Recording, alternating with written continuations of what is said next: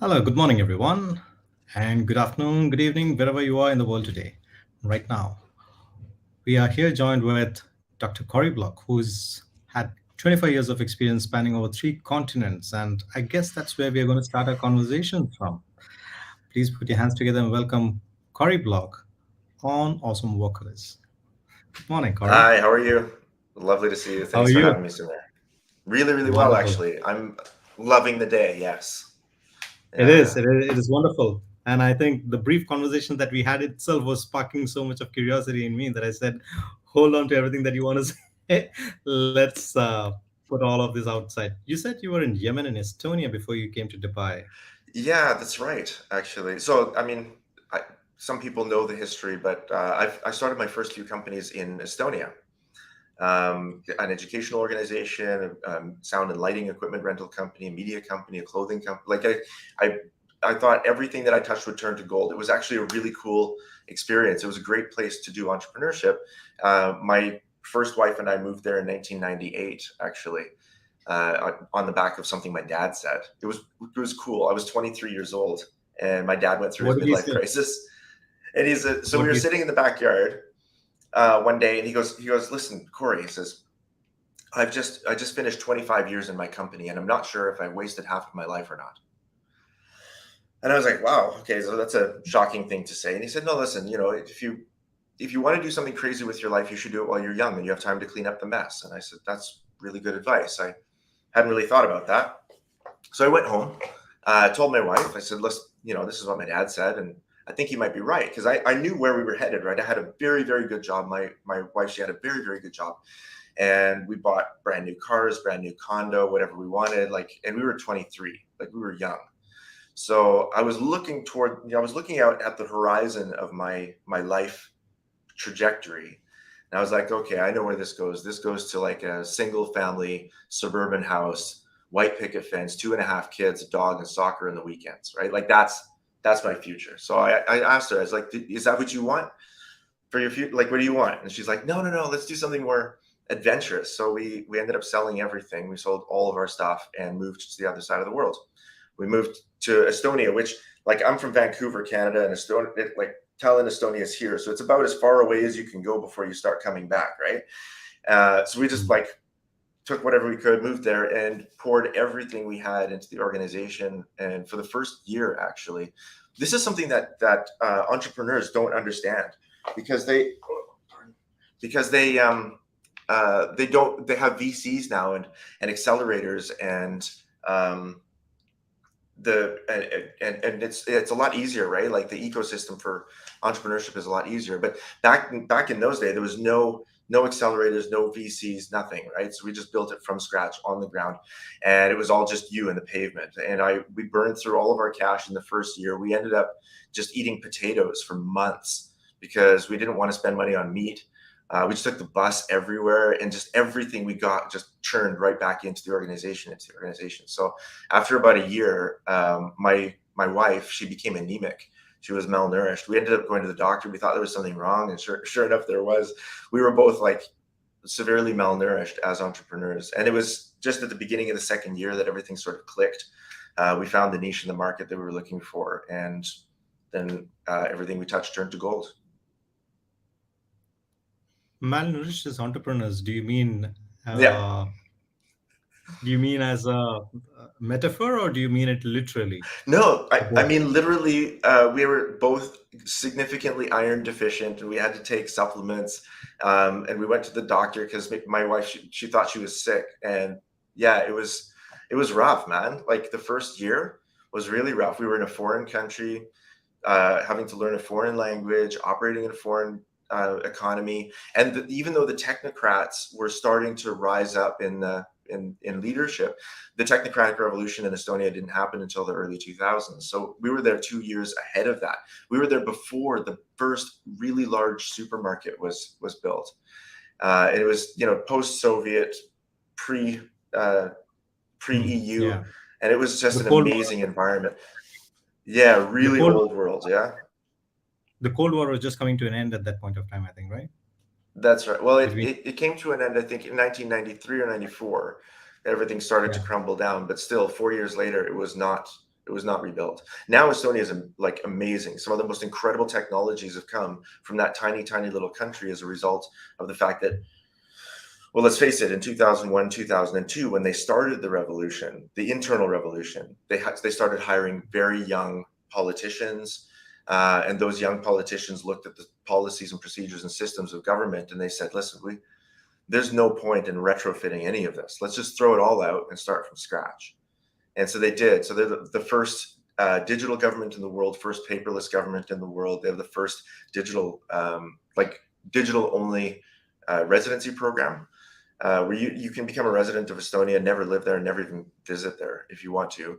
The e-residency program is so good. But while we were there, like Skype was born there, and that was a massive acquisition when they bought that for, I think, a number of $1 billion at the time, $4 billion, or something crazy like that, for this tiny, tiny little company. But nobody in the world knew where the Skype office was, but we did, because we had friends there, right? So in this tiny little office in Tallinn. So our company was one of the very first to get connected to a T1 connection in Estonia. We had access to the technology of Skype, and so we were the first to broadcast. We broadcast as a VoIP signal. That was in 2000. Oh, goodness, I want to say 2002, 2003. But it was a while ago. But being in that such a chaotic environment, right? It's the chaos of new birth. It's the chaos of what grows after a volcano erupts, right? So you have the Soviet Union totally implode, and then all of the new life that can come out of that kind of chaos. And we were there So for the that. country And that was was just operating amazing. the country was operating like a startup. Oh yeah, it still is.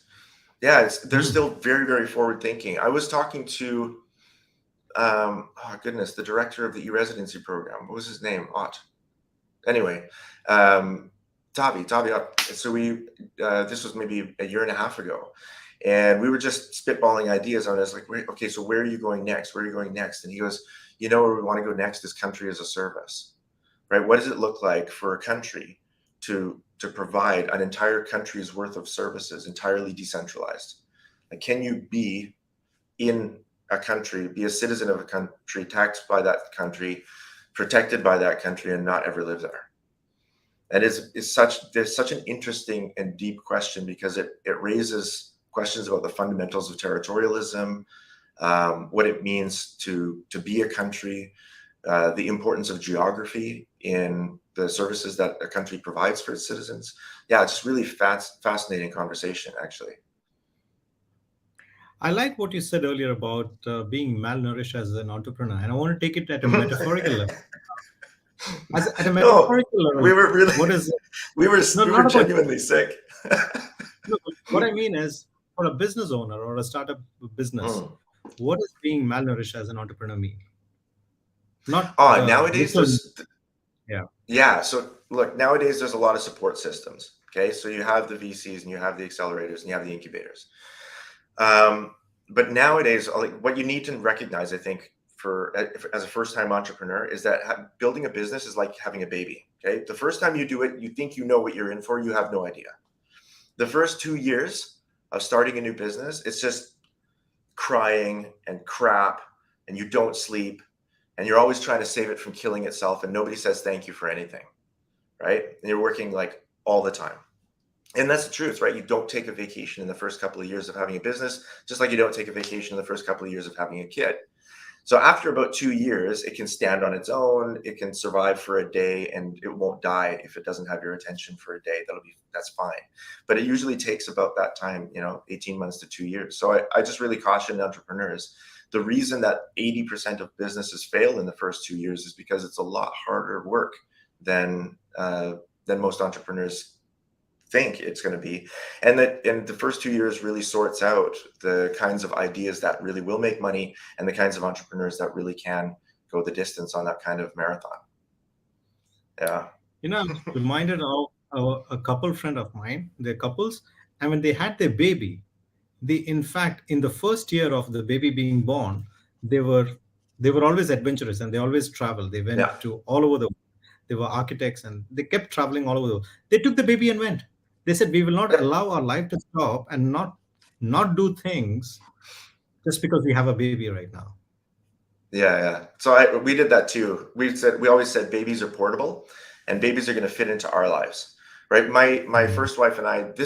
I was never I don't think I was ever an amazing father. I wasn't mean, but I don't think I told my kids when they were old enough to understand English. I said, listen, I'm so sorry.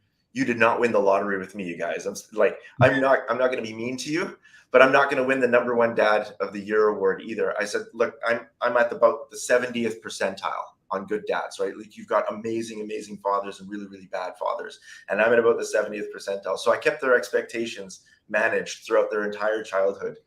But yeah, my first wife and I, we got that part right, was to just be really humble with the kids, help them to fit into our lives. They ate what we ate. They went where we went. They slept when we slept. That was just always kind of required.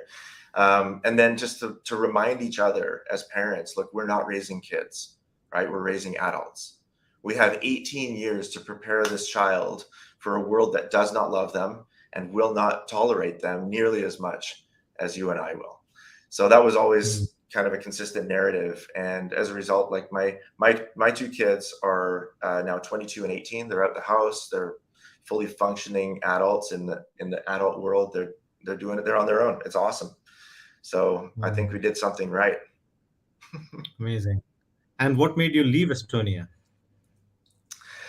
We exited out of our organizations there and wanted a new adventure. So I really just wanted to actually move to the Middle East and learn Arabic and just live somewhere totally strange, somewhere totally different. So we were looking at like Beirut or Amman, Jordan. And then I spoke at a conference in London. I can't remember what year it was, maybe 2006. It must have been 2006. And after the conference, I had mentioned during the conference, oh, we're leaving Estonia, we're moving to the Middle East somewhere. And this guy came up to me afterwards and he introduced himself. He said, listen, I think you should move to Yemen. And I was like, oh, that's so cool. Where is that? I didn't know. Like I had no idea. So he had to pull out a map and show me. He's like, oh, here it is right on the peninsula, a little country there. And I was like, okay, cool. Why should we go there? He said, listen, we don't have water or electricity, but it doesn't matter because we've got khat and everybody chews khat every day. So you feel great. And the people are just so welcoming. And if you really want to learn Arabic, you should go to somewhere where they don't speak English. And this is it. So that kind of made a lot of sense to me. And I went home, told my wife, hey, listen, why did we move to Yemen? She's like, awesome, I'm in. I was like, great, because both of us had a really big sense of adventure. So that's when we moved there. We were there from 2007 till 2012. What do you do there? Same thing as I'm doing now. Yeah, strategy and restructuring. I originally just wanted to go for 2 years, learn Arabic, unplug, not work. But by the end of the first year, I was already working. We ended up moving into the house right next door to the wealthiest man in the country. And his name was Ahmed Al Sayed Anam, and he had 45,000 employees and controlled about a third of the GDP while we were there. And it was just like really good luck. We were like, oh, this is great. And because rent was so cheap, we rented a castle. So the person in the castle next to us was this business guy. Anyway, so he was such a lovely, lovely, lovely man, humble, just a brilliant leader. And I would often go up to his house and we would talk for a long time. And he says, look, I need my kids and my grandkids to hear this from you. I want them to have your influence. So I ended up doing some strategy, restructuring, leadership training for his group of companies. And that led me into other contracts. I did some work in power and water, oil and gas. My career is as a strategist, right? Like I've been a serial entrepreneur, but at the same, like my parallel career is strategy work. So I go into companies, I restructure them, I do leadership training for them, I build them strategies that's going to work and help them to execute it. Actually, the last company that I owned was a strategy company here in Dubai. So I have exited out of that 7 years ago. Now I still do strategy work, but I use only internal teams. I work with people that are actually in the organization, and that helps me to not create the unhealthy dependencies that my industry creates for the companies that we serve. But yeah, that's what I was doing in Yemen. Can you elaborate on that? What you just said, unhealthy dependency on? Yeah, sure. What is that? Yeah, look, it always bugged me that as a strategist, look, one of the things you're going to see on my LinkedIn, if you look at my LinkedIn profile, it's a week long. It's horrible. But the loudest thing that's on that page is what's not on that page, right? I have years and years, well, now almost 30 years in strategy, restructuring, leadership training, and organizational development. And I've never spent a day in the Big Four, not one. Like it's just not there. And part of the reason for that is it really frustrated me the way that those companies do business. And then I ended up replicating some of their business models when I was with my own strategy firm here in Dubai, and we created those same unhealthy dependencies. We'd go into a company and we would say, okay, we're going to do change management, we're going to do restructuring or new strategy. We would build out this great strategy document. We'd give it to them, and then they would say, yeah, come in and execute it for us. Now we have my team. We would go into the company, execute this incredible change management and new transformation, organizational transformation, restructuring, all of it. Okay. And at the end, yes, they had a renewed vision and a renewed strategy and some new staff and new processes. But then me and my team would take all of the transformation expertise out with us. We would leave. And the problem with that is that in the 2000s, that was fine. But as the pace of change became so fast, right? By 2011, 2012, transformation isn't a project now, it's a culture. You have to have continuous transformation. You have to take that design thinking approach, not just to your products and services, but to the culture of your organization, the processes, the leadership tactics, all of it. You have to take that design approach to everything in your organization. And so it became increasingly clear that I was creating an unhealthy dependency on my organization in the clients' organizations that I served.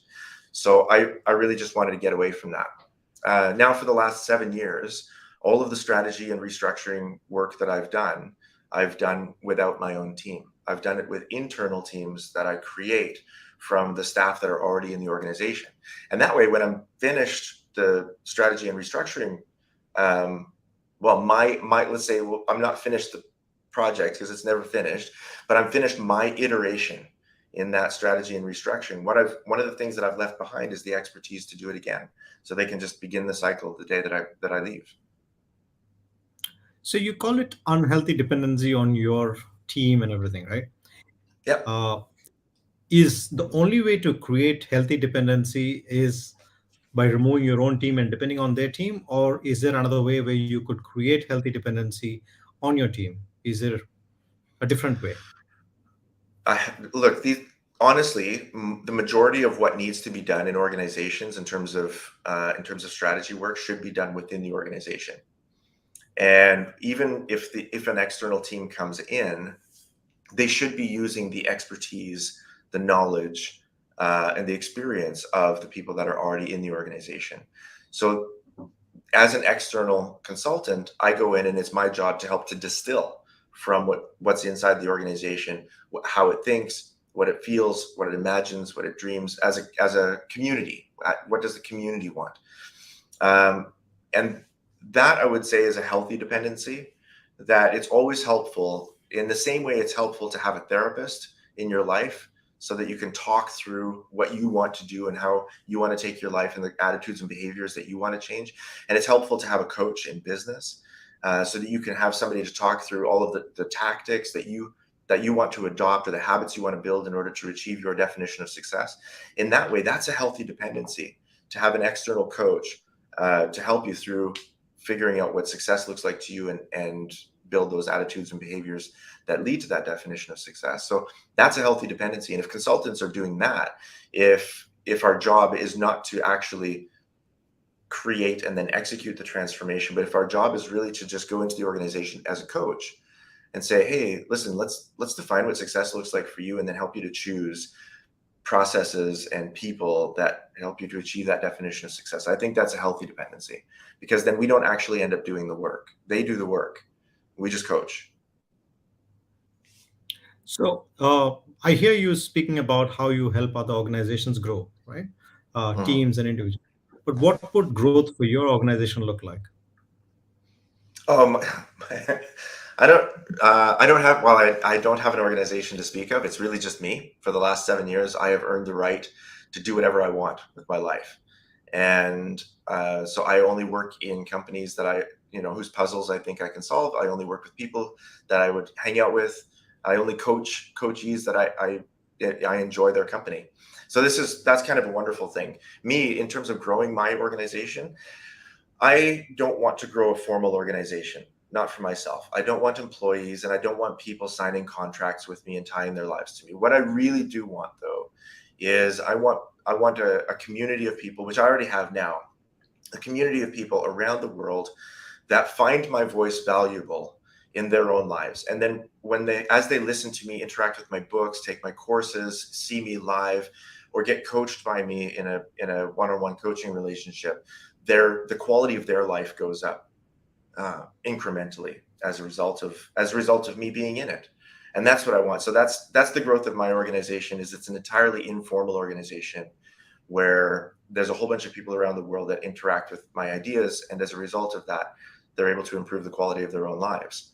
That for me is really, really good growth. And I'll tell you what, I have my BHAG attached to this, right? Like my big, hairy, audacious goal is attached to this, and it's 1 million lives a month. I would like to incrementally improve the quality of 1 million lives every month. And I don't know how to measure that yet. I do not want to measure that in followers on LinkedIn. I know, but that's my goal. That's what I want. I want to improve the quality of 1 million lives every month. I can give you a way to measure it. Okay, good. It Yeah, just came, tell me. you know, uh, Yeah, tell me. uh, coach world leaders. Yeah. Yep. Yeah. Look, You know, I'm on my way there country now. head, country heads, leaders of Yeah. nations. Yeah. Uh, Yeah. No, I every get that. decision that they make is impacting 1 million lives. That's exactly right. Yeah, so I have that now in organizations. I'm coaching CXOs in some of the largest organizations that we have in the Middle East and North Africa, and some globally. Yeah, I coach leaders at the UN, Microsoft, World Bank, Emirates. Like, yeah, it's been really, really amazing for me to have that kind of an influence, because as a coach, right, I don't do anything directly. I don't have any authority at all. So if there's change that happens, it happens through someone else's authority and only because of my influence, which is a much more pure form of leadership to me, is to lead without authority at all. And so when I'm with my coachees and they see the organization differently, or they see themselves in their role differently, and as a result, they become just a little bit more caring, a little bit more loving, a little bit more compassionate toward the people that they serve, or toward the customers that they serve, then it changes the way they make their business decisions, and then the entire organization just incrementally shifts in the direction of improving the quality of the lives of its employees just a little bit more. And I think that for me has been really, really rewarding. I'm not at 1 million a month yet, but I'm definitely, like, if we count the employees of the companies, the direct reporting employees of the coachees that I'm working with now, yeah, it's easily 30 or 40,000. And I think So direct I'm and happy about indirect.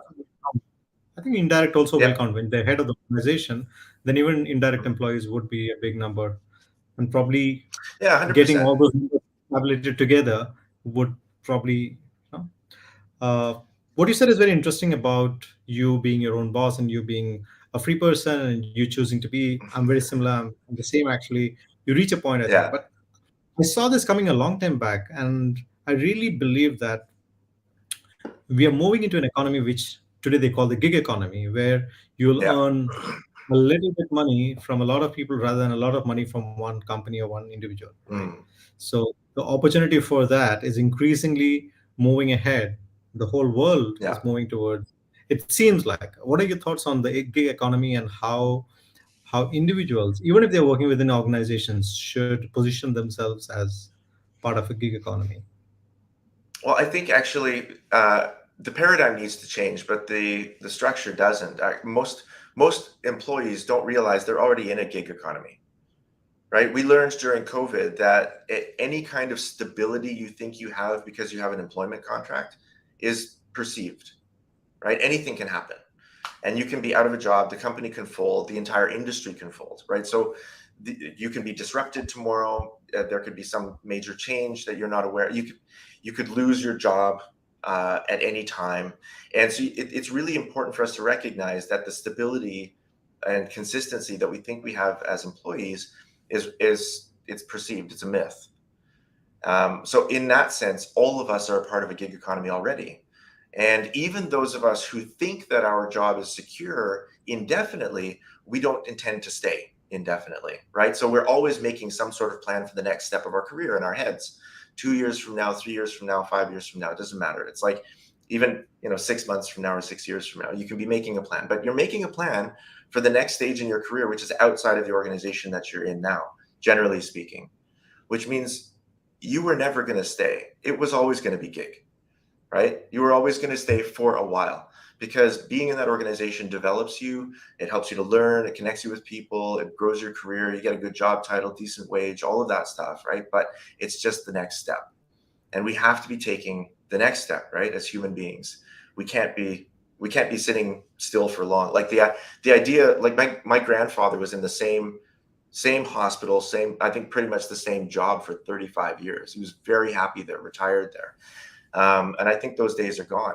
We know that we can move from one organization to the next, one community to the next, one developmental challenge to the next. And so all of us are aware that, I mean, not only can we have jobs in 8 or 10 different companies through the course of our career, but we could probably get away with 3 or 4 different careers through the course of our Mm. life. That's how, and I think that's a reflection of abundant world, right? We live in Yeah. an abundant world that has never existed before.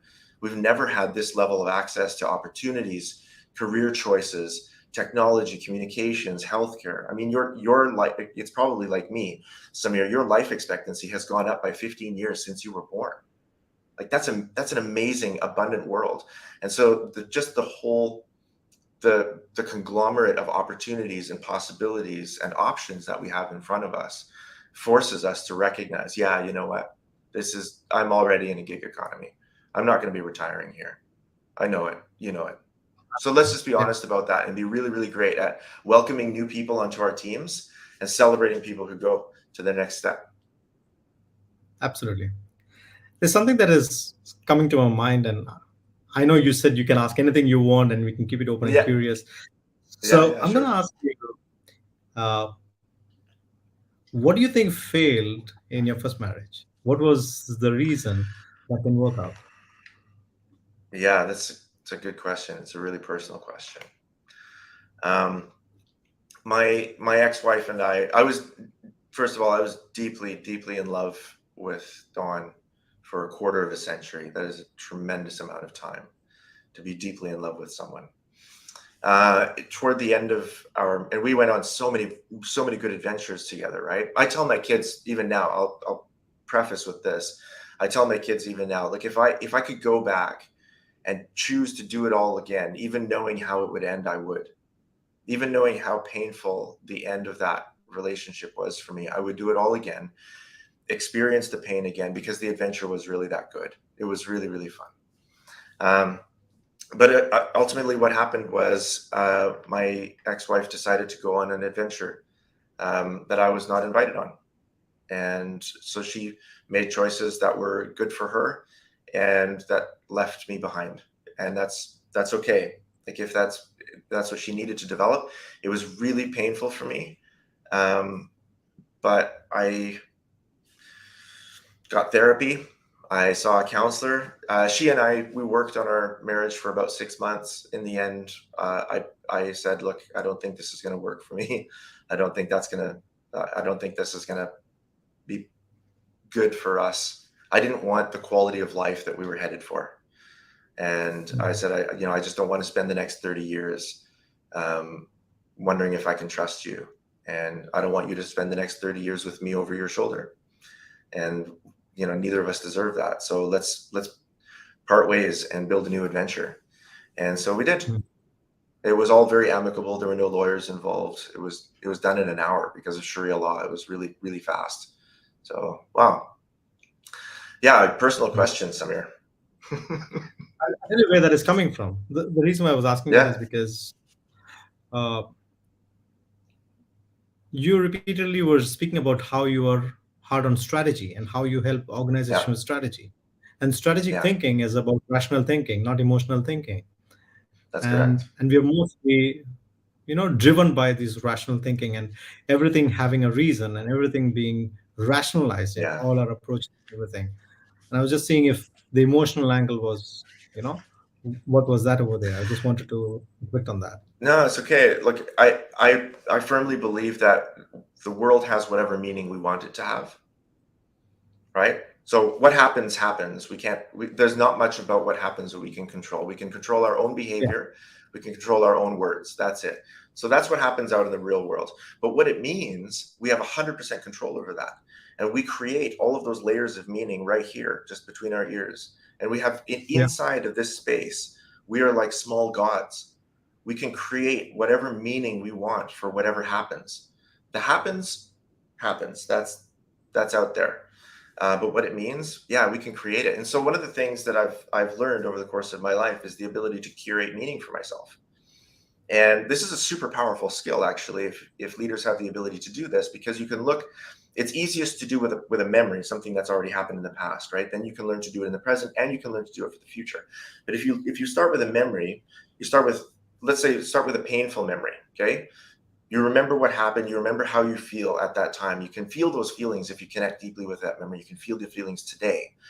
But let's take that thing and what happened. You describe what happened. Well, A, B, and C happened. Okay, what does that mean for you? Well, it means that I'm unlovable. It means that I'm unworthy. It means that I'm incompetent. Whatever it means for me. Okay, so that's one of the potential meanings, right? Without changing what happens, can we create a whole spectrum of potential meanings?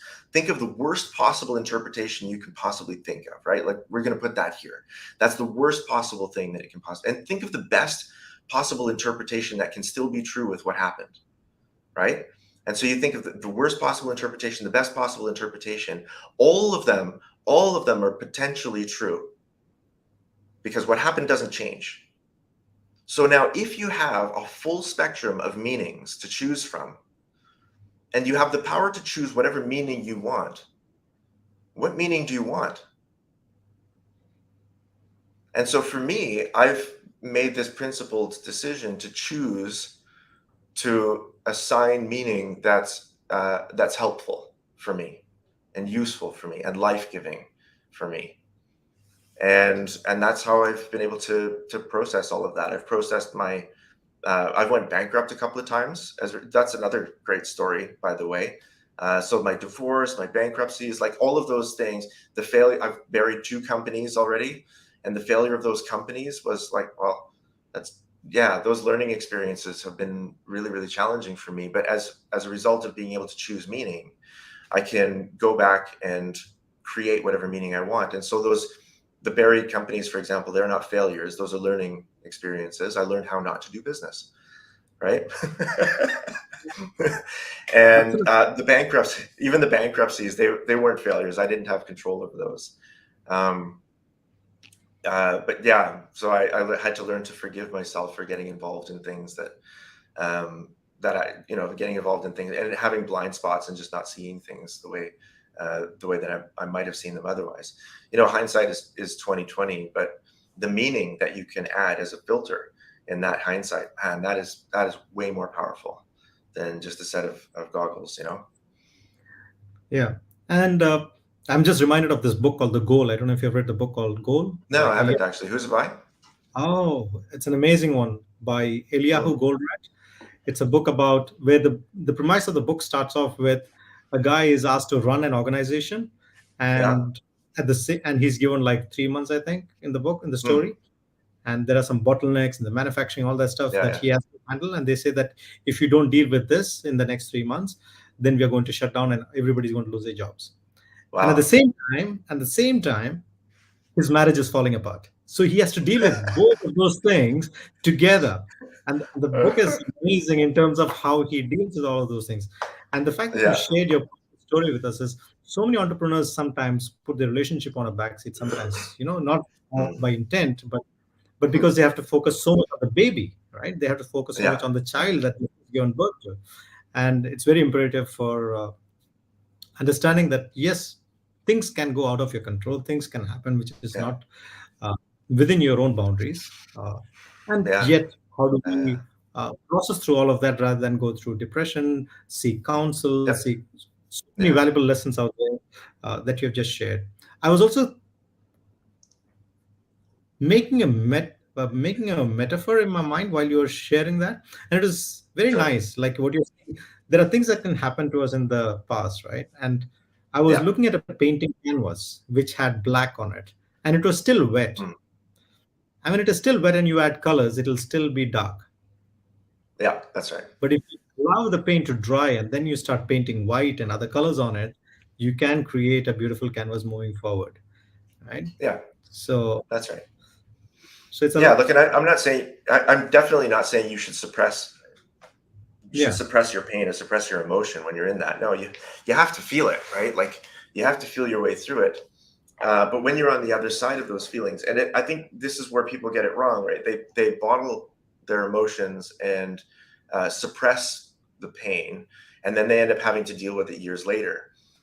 Whereas if you're in that painful experience and you just feel it out, like I tell everybody, when I went bankrupt in 2008, the stock market crashed, our broker went bankrupt, took all of our investments with him.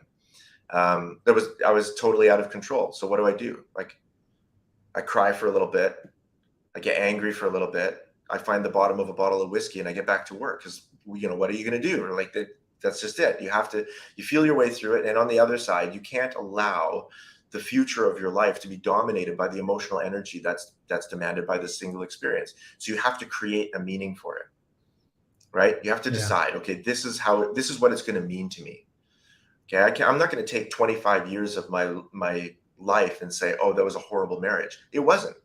We had an amazing time. We were best friends. We were best friends, lovers, and drinking buddies, and it was awesome. And I'm not gonna throw the book away because the last chapter was hard. No, it's like that was and that last chapter has led me to where I am now, and I'm unbelievably grateful. I'm married again now, so I'm with my second wife now for the last almost 4 years. We've been married, and I can't imagine a better quality of life than the one that I have right now. I was telling her, I think just 2 or 3 days ago, I said, I think this is it. I think this is the peak of human happiness. All of my family is healthy. I have money in the bank, gas in the car, food on the plate. I can take as much vacation as I want every year, and I actually travel about 10 weeks a year. I can work or not work. I can do whatever I want for work. So I have complete freedom of time and money. And yeah, I feel like this is probably it. I don't think I can be much happier than this. I'm always going to be a little bit dissatisfied because I'm a human, right? Humans are perpetually dissatisfied. That's how we get to exist. We get to exist because the last 10,000 generations of humans were all dissatisfied, right?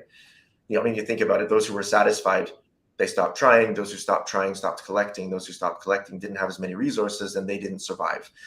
So the people who became very content and really satisfied, they're not here, right? Their kids were never born. Darwin sorted them out generations and generations ago. All we have now is a bunch of humans that earned the right to be alive because their ancestors were perpetually dissatisfied.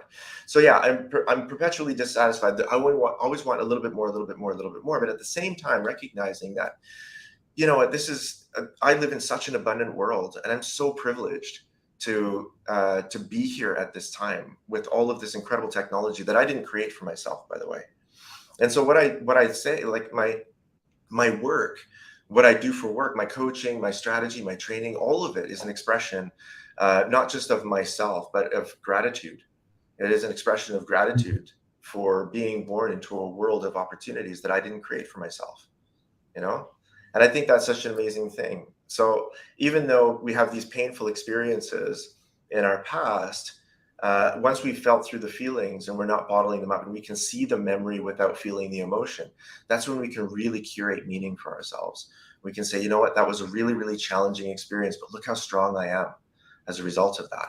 And that's the difference between like post-traumatic stress and post-traumatic growth, is that there are some humans whose tendency it is to become weaker when they get hit, when they get knocked down. They get knocked down and sometimes they just never ever get back up again. And then there are other humans that tend to use those opportunities to get stronger. And I'll tell you what the difference is between post-traumatic stress and post-traumatic growth, and that is recovery. We don't get stronger when we're in the gym. We don't get stronger when we're exercising. That's not true. When you're exercising, your muscles are breaking down.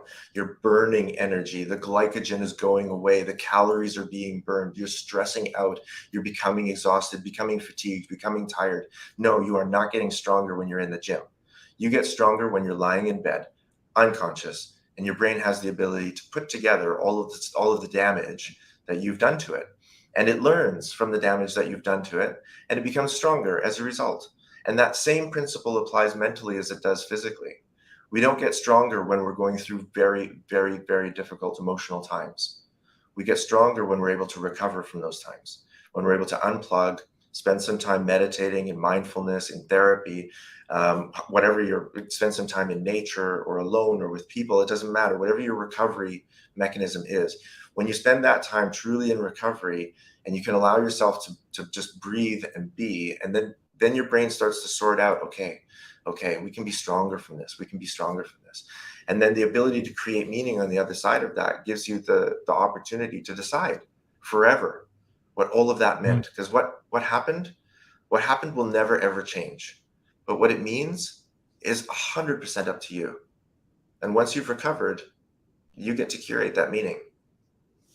Yeah. Is it a great question to ask businesses, what are you dissatisfied about today? Yeah. I think like most businesses, they'll be able to answer that, right? I want more market share. I want a better margin. I want more fame, more influence, I want a higher quality of service for my customers. Even if it's an unselfish desire, there's still a desire. It's so foundational, it's so fundamental for us to recognize that dissatisfaction is a part of human life, right? Like this is really funny. There's a whole group of people on the planet whose entire lives are dedicated to not wanting more. Do you know who they are? The Buddhist Hmm. monks. Okay, everybody's seen them, right?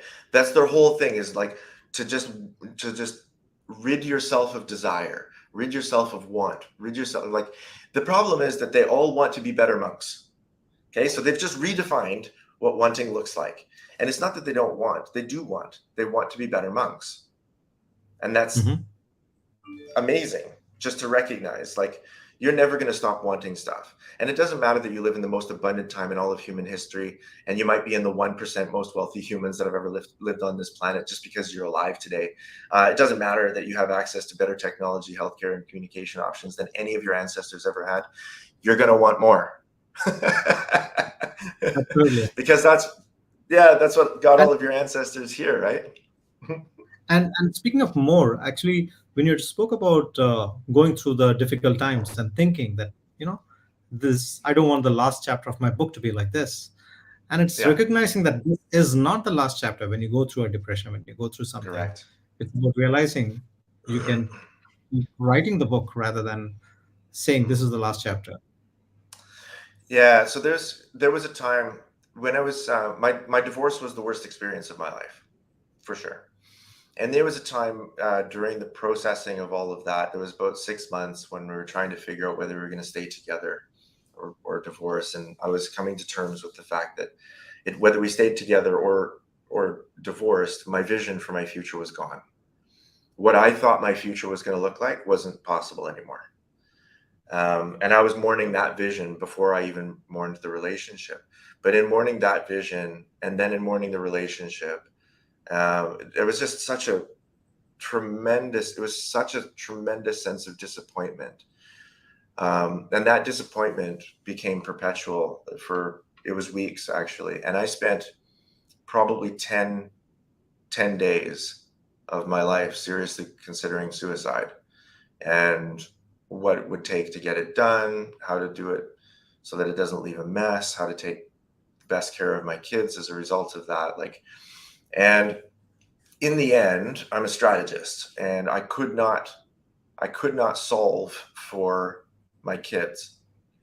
I couldn't solve my own death in a way that that they would be okay, and that they would be able to forgive me and walk past that. And I know people whose fathers have committed suicide because of something really deeply cut in their personal life, like a divorce or an affair or something, or in business. They've failed in business and they feel that their position on the planet is no longer required, and they just feel useless. Or even because they get fired. People commit suicide because they get terminated, and yeah, they never recover. Those kids never recover, and I couldn't find enough good examples of kids being able to process that event well. So I decided to stick around for my kids. And I'm so glad that I did, because it was only about 6 weeks after that I really pulled my bootstraps up and got back to work. I was in such a dark place. I was so depressed. And I was like, listen, I'm an executive coach. I literally wrote the book on performance. I know exactly what's going on in my head, right? Like there's just too much cortisol, too much adrenaline. There's not enough serotonin, not enough dopamine. And the dopamine is being produced in the wrong side of the brain. So I called 3 of my friends, and I said to them, look, I really need your help. I'm in a dark place. And all I need you to do is call me every day for the next 6 weeks and make sure I go to the gym. That's the only thing I need to do. I don't have to brush my teeth. I don't have to do anything else, but I have to get to the gym, and I have to do a little bit of exercise every single day. That's my only requirement of myself. And I need people to hold me accountable to that, and just call me and nag me and irritate me into doing it. Can you just be really irritating for the next 6 weeks? And all of them committed to it, and they said, yeah, we'll be irritating for you. It's no problem. And they were. Every single day they called. And no, I didn't go to the gym every day, but the first week I probably went twice. The second week I went 4 or 5 times, and then the third week I was going every day. After that third week, things started to sort out, because when you go to the gym, you get the endorphins, the serotonin, the dopamine, like the neurochemistry of it is pretty quick. And then you sleep better too. If you're exercising, sleep and exercise have a reciprocal relationship. So if you're exercising better, you're more tired, then you sleep better. And so that started to sort out my brain chemistry. And sometimes that's all there is to it. It's just, you need to hijack the chemistry in your head and produce the right set of chemicals. And once you've produced the right set of chemicals, then the world occurs to you differently. And the world started occurring to me differently. I started to have hope again as a result of that. And eventually, like by the end of that year, I had turned my entire life upside down. Like I completely reinvented who I was outside of work. Wow, that's really powerful. Uh, what is your oldest memory as a young kid where you were being strategic in your approach or anything, where you realize that you have the superpower with you? That's a really good. Okay, so my oldest memory, my oldest strategy memory was, oh goodness, I was 12 years old. I wrote about this in my book, Business is Personal, because it is my oldest. It's not a strategy book. Well, it is kind of a strategy book. It's it's helping people find meaning at work. But I did highlight this in my book. I was about 12 years old. My brother would have been about 10, and we decided, we were living in Ottawa, in Canada, the capital city of Canada, and we were living right close to the Ottawa River, which is a very, very big, wide, rushing river, and it was springtime. Okay, and the water was swelling up, and the river was fast, and my brother and I would go down and play by the river, and I got it into my head that we should try to cross the river. Right now, it's okay. If you've ever seen the Ottawa River, it is raging. It is fast, especially in springtime with all of the snow runoff that goes into it. It is a swelling, fast, raging, rushing. It's so dangerous. It's impossible to cross. Okay, even with a boat, it would be very, very difficult to cross. So I was like, oh yeah, I'm gonna cross the Ottawa River, and there was all of these icebergs floating by from time to time, and they would bump into the shore. So I told my brother, I was like, you stay on shore. I'm going to jump onto an iceberg and try to get across the river. And so I was trying to solve this problem of how to get to Quebec, because, Ontario was on one side and Quebec was on the other side. And I was going to go, conquer Quebec. So how do you solve for that? How do you get there? Well, you're going to ride an iceberg across the river. Okay. So I'm and of course I'm an idiot, right? 12 years old. You never think these things can potentially be fatal, but more balls than brains, as they say. So I jumped onto the iceberg and started floating down the river. And then I started realizing, okay, it's getting really fast. It's kind of scary. I'm probably not going to make it. So I needed to change my tactic. And now I'm going to try to get back. So now I'm standing and I have no way to paddle. I've got nothing. And I'm just hoping that the iceberg gets me close enough to shore. So finally the iceberg drifts a little bit closer to shore, maybe within 1 meter or 2 meters. And I think, okay, I'm going to jump. But I'm thinking, okay, so I need to get enough momentum. So I've got this strategy play for momentum. Now how am I going to generate enough momentum to get across? Well, I'm going to have to back up. Okay, but what I didn't see is that if you back up on an iceberg, it tips, right? So then the water starts rushing onto the ice, And then I run because I realized like the whole thing's going to tip if I stay here. So I run. And then as I run, I move my weight across to the front of the iceberg, and it tips like this. And sure enough, it sucks up all of my momentum. I leapt, I jumped into the water. I was about almost waist deep in this freezing cold ice runoff water. And then I jumped myself to shore, where my brother was like running along the side of the river going, "Are you okay? Are you okay?" And I'm like, "Yeah, I'm fine. I'm fine." But I said, "We're going to need a different boat." Right? Like that was my first kind of reaction was, okay, this isn't going to work, but we're going to do it. I'm going to figure out a way that we're going to solve this problem. We did end up trying later on in the summer. I went back and I found an old set of stairs and I tried to turn that into a raft, and the river was not moving as fast. Again, couldn't even get close. I got maybe 6 meters out, and I wasn't any match for the speed of the water. But yeah, so I was covered waist deep in this freezing cold water. Jumped on my bike, and I thought, as a 12-year-old child, okay, I can't go home. I need a strategy for cleaning up this mess, right? So, what's going to get rid of water on my jeans? Air evaporates water, right? So I'm right. It's got to be around like, it's close to 0 degrees. It's not raining. There's no wind. So I'm riding around on my bike trying to create enough airflow to evaporate this ice that's frozen into my jeans. It was insane, right? Not a great strategy at all. And as a result of that, like I went home, I ended up getting in a lot of trouble. I got sick for days after that. Not surprising. I got really sick as a result. So it was a terrible, terrible strategy. But I remember thinking, okay, I've got to figure out how to get from here to there using only the tools that are like right around me. Like, what can I use? I can use an iceberg. I can use a set of stairs. I can, maybe I can use my brother for help, so, but yeah, so that's one of my oldest memories of trying to solve an impossible puzzle. Now I do as many as 6 impossible things before breakfast, as Lewis Carroll would say. I love solving impossible puzzles. I typically get called on by organizations who have something to, some sort of financial challenge or market challenge or personnel challenge that they can't solve themselves, and then they call me. And those are the puzzles that I enjoy the most, are the ones that look impossible to most people. But because I've been working in at least 150 companies over the last 30 years, there's not much in strategy that I haven't seen. So I have a warehouse of tactics now. I'm no longer that ignorant 12-year-old boy. What's your definition of strategy? Clarity, clarity of vision, clarity of mission, clarity of values, and clarity of goals. That's it. I was recently at the Trust and Inspire. Were you there with Stephen M. R. Covey? Yeah. Stephen's a friend of mine, actually. He's okay. So yeah, we got together. Oh goodness, I want to say December of 22, and we were having lunch, and I was talking through the subject of my next book. My next book is coming out, by the way. What is it about? By the end of this year. Oh, I'll show you Amazing. This is okay. Nobody has seen this.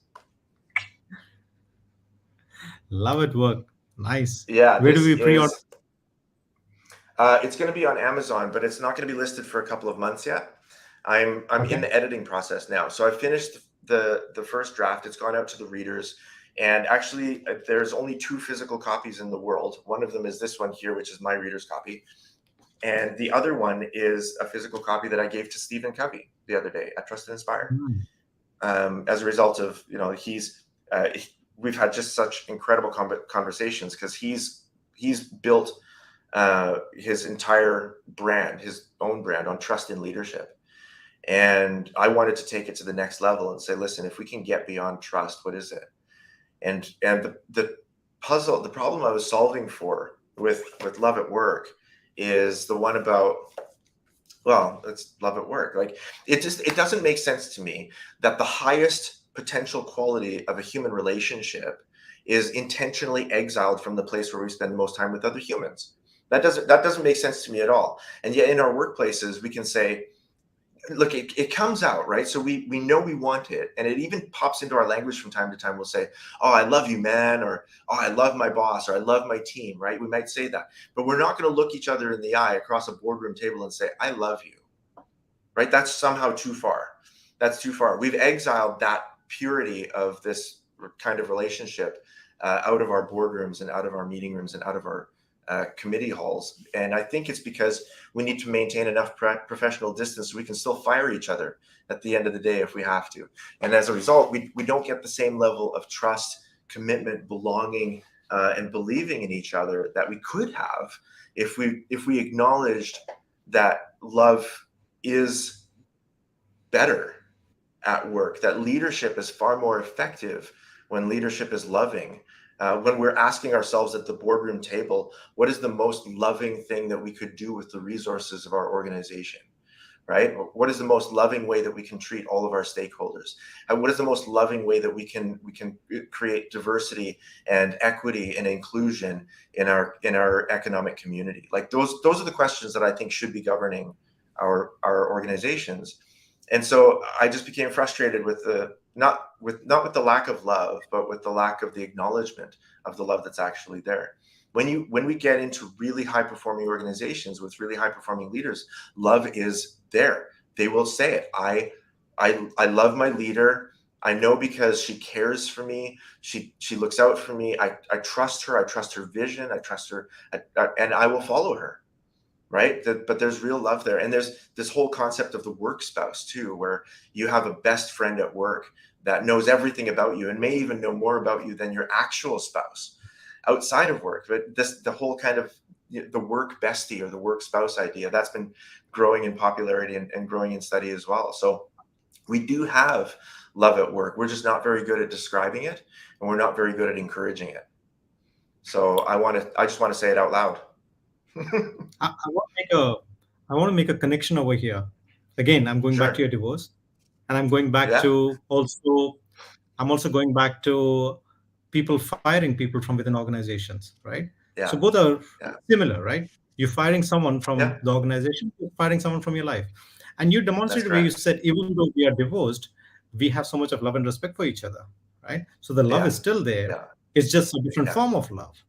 So That's even correct. from within Yeah. organizations, even if you have to fire, it can be done in a very loving manner. It can be done out of love that, his That's time over right. here is done. And it's probably not firing, it's about releasing and letting him go on to do better things and to go on to Yeah. create That's more right. things outside of the space. Probably holding him back Yeah. over here is limiting him and his potential. That's exactly right. So this is the thing, like when you have somebody in an organization who's not passionate, who's not committed, who's not giving it their all, that's okay. They shouldn't be there. Okay. But it's not that you kick them out because you need something better on your team. No, there's a whole combination of influences going on here. First of all, that is a human life. Okay. And I'm not willing to waste half of a human life today. Not anyone should be willing. No leader should be willing to waste half of a human life in their stewardship today. Like that should be unacceptable.